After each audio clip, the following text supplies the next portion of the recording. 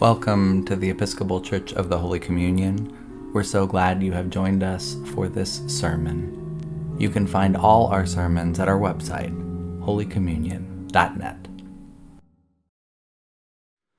In the name of the one true and loving God, who makes us salty. Amen. Please be seated. This is a tricky gospel.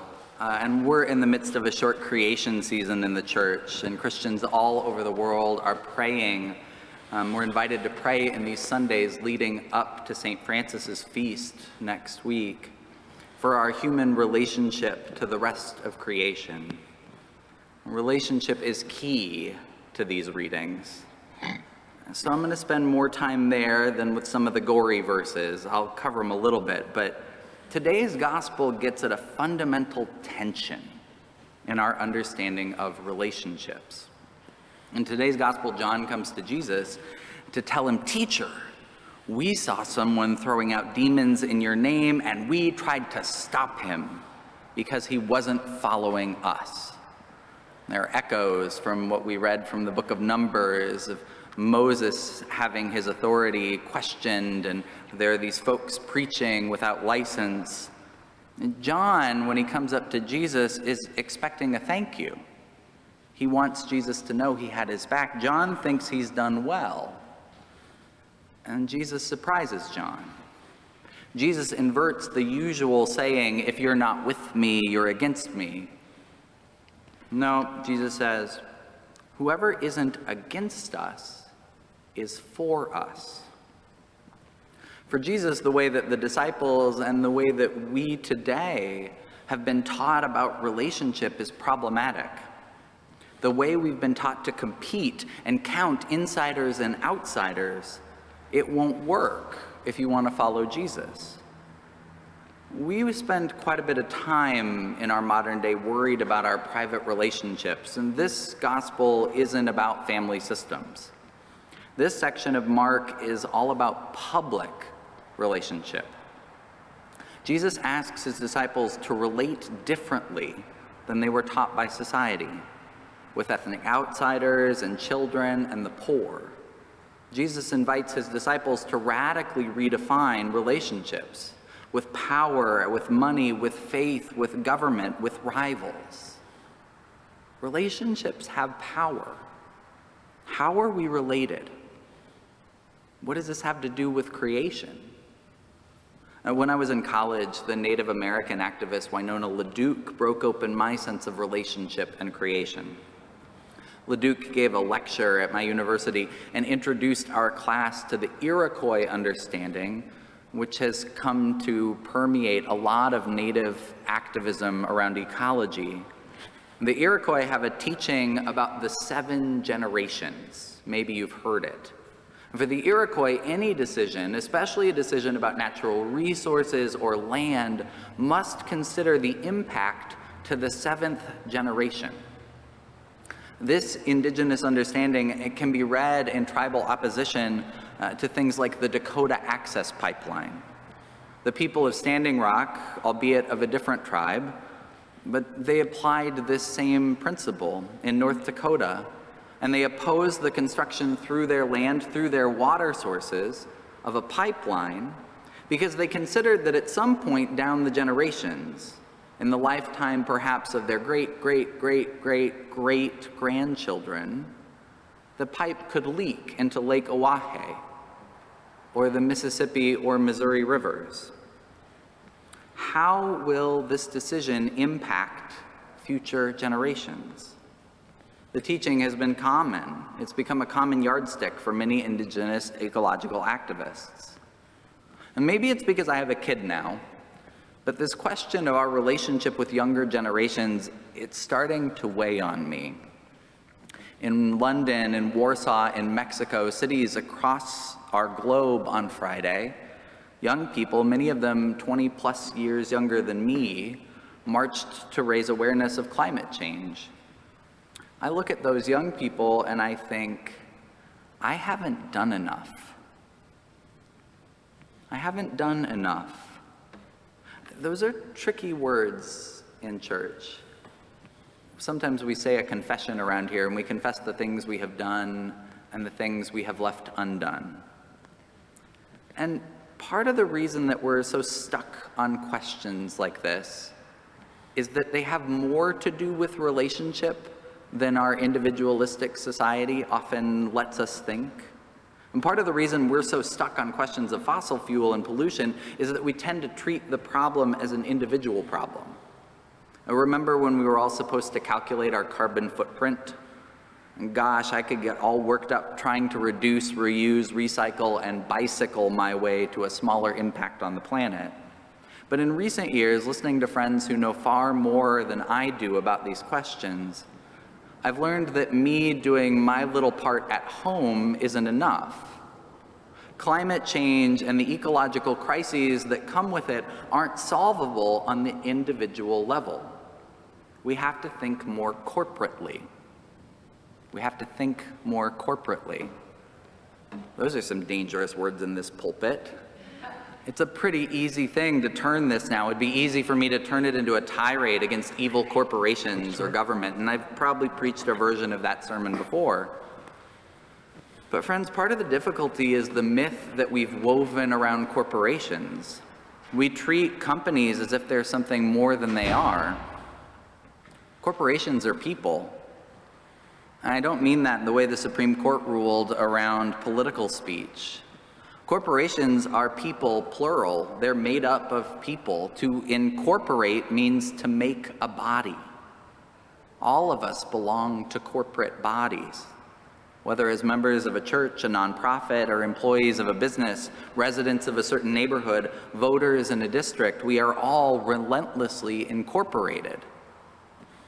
Makes you hear that second part of the gospel about what you do with parts of the body that are causing you to stumble a little bit differently. To actually make a difference for our planet, we have to pay attention to our corporate relationships. We have to cultivate them.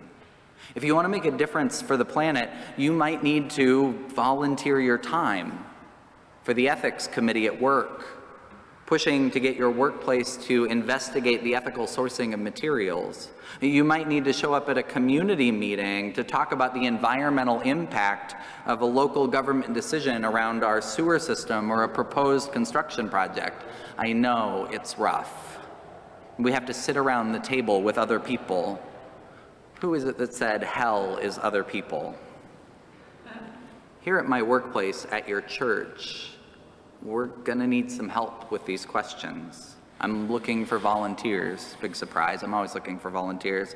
But with the question of climate, did you know that this church spends $10,000 a year on electricity? $10,000 a year. That's so much more carbon than my home. We've been talking for years now about getting solar panels, and I think it's time we get serious.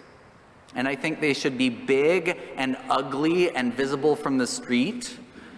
And more importantly, they should come with a big tacky sticker on our windows telling our neighbors who they can call to get solar panels at their home or business.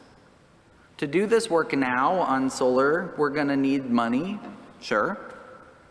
But probably more than that, we're gonna need volunteers to give their time, to meet together on Zoom or around a table, because it takes relationships to move corporate systems, even little ones like this one.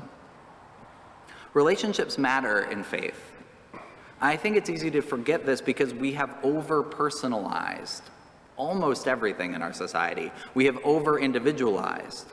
It's certainly true of faith. How often have you heard the phrase, my relationship to God, or my relationship to Jesus, my personal walk? It's because of this over-individualization that we struggle with that big paragraph in the gospel about plucking out eyes and severing limbs. Please don't take that literally or personally.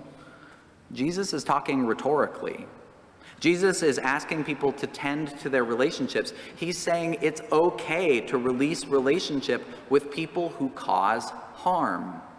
That's all. It's still painful because relationships matter. A friend, a wiser priest than me, just started as the rector of a big church down south. I watched her first forum in the parish, a big Q&A, and an earnest parishioner asked his new rector essentially, what do we do about the people who have gotten so comfortable worshiping from home in their pajamas? How do we get them back?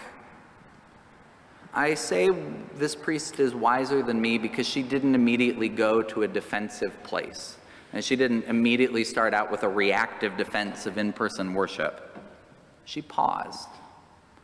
And she noticed her own experience when she wasn't busy leading worship on a Sunday morning. She said that at first, she was very dedicated to signing in right on time, right at 8 or 10:30, to being very attentive. But as the pandemic dragged on, she noticed that sometimes she was vacuuming during church or doing other housework while listening on her earbuds. She says, I'm sure I was alone in this. But then she said, you can denigrate that, or you can notice there's something powerful about worshiping from home. For the first time, for many of us, church was literally meeting people exactly where they were. And we don't want to lose that. And then she said something that I found really compelling. Don't lose that it's powerful for church to meet you where you are.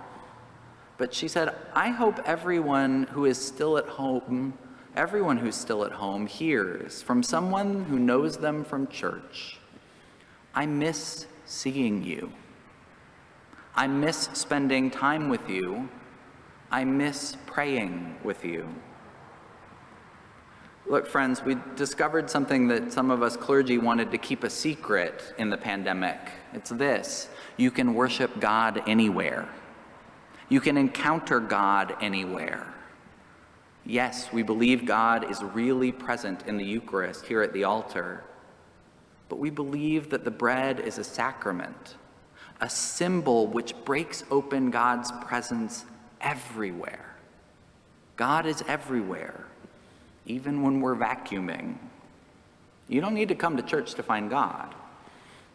But this is where we find God together, in all the mess, in all the frustration, in all the joy that comes in relationship. So if you haven't seen someone in a while, notice. Drop them a note, a text, make a phone call. If you haven't come in a while and you're at home in your pajamas, don't feel guilty, but know we miss you. We look forward to seeing you again. Relationships matter. At the risk of going on too long, let me introduce one more twist to this discussion before I sit down. I've been thinking a great deal about relationship and church these days, you can probably tell. For more than a century, we have counted how many people worshiped on Sunday mornings in person with us. It's the only count that matters as far as the national church concerns. We would have to submit it every year, average Sunday attendance in our forms. And frankly, friends, we were doing well, and I probably got a bit prideful about it. For 5 years, we grew. And in 2020, in March of 2020, we were getting close to 200 people on a Sunday here. We hadn't seen those numbers since the 1960s. I was proud. I don't know when or if we will count that many people that way again.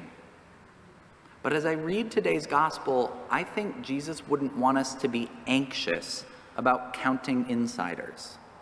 And Jesus doesn't want his followers to drive away people doing good work because they're not card-carrying members. Jesus cares more about the healing the world needs. And so I find myself wondering, as we take timid steps toward what is next for us, how can we broaden our sense of who counts? Can our churches worry less about growing an arbitrary number of people who show up on a Sunday morning to a building? And can we put more energy into growing relationships that can transform lives?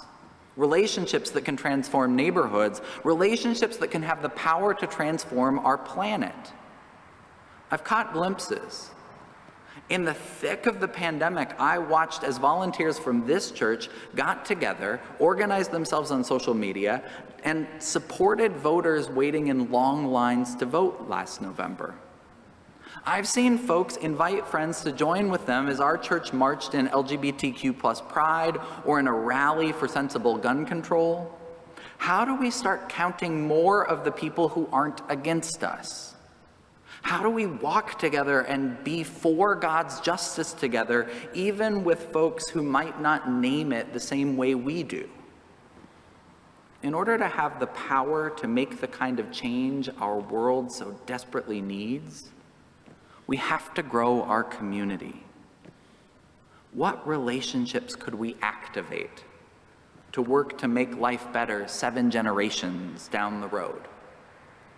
What if we worried less in the church about counting insiders and more about how we could work together for the healing of our planet? Amen.